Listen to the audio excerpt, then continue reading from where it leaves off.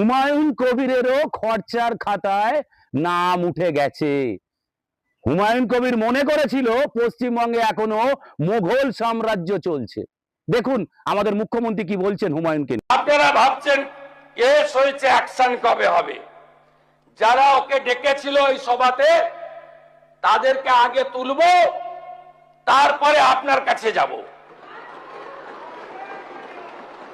যা করার করব, আমি আশ্বস্ত করছি আপনাদের। আপনি ধরে রাখুন, এটা ওর শেষ বক্তব্য, ধরে রাখতে পারেন।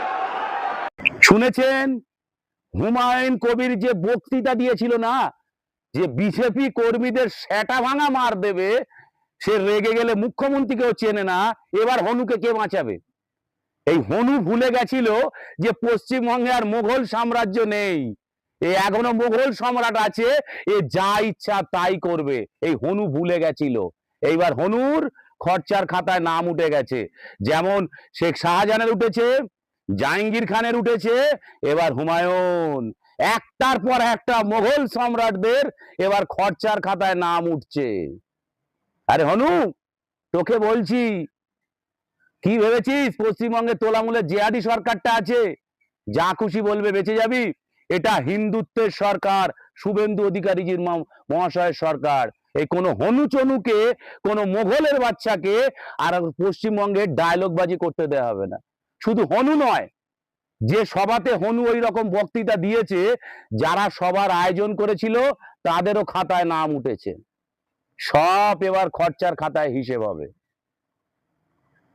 সকলকে বলছি, এখনো অনেকে সোশ্যাল মিডিয়াতে এমন এমন কিছু এখনো বক্তৃতা আসছে, যারা নিজেকে পশ্চিমবঙ্গে ভাবে তারা মুঘল সাম্রাজ্যে আছে।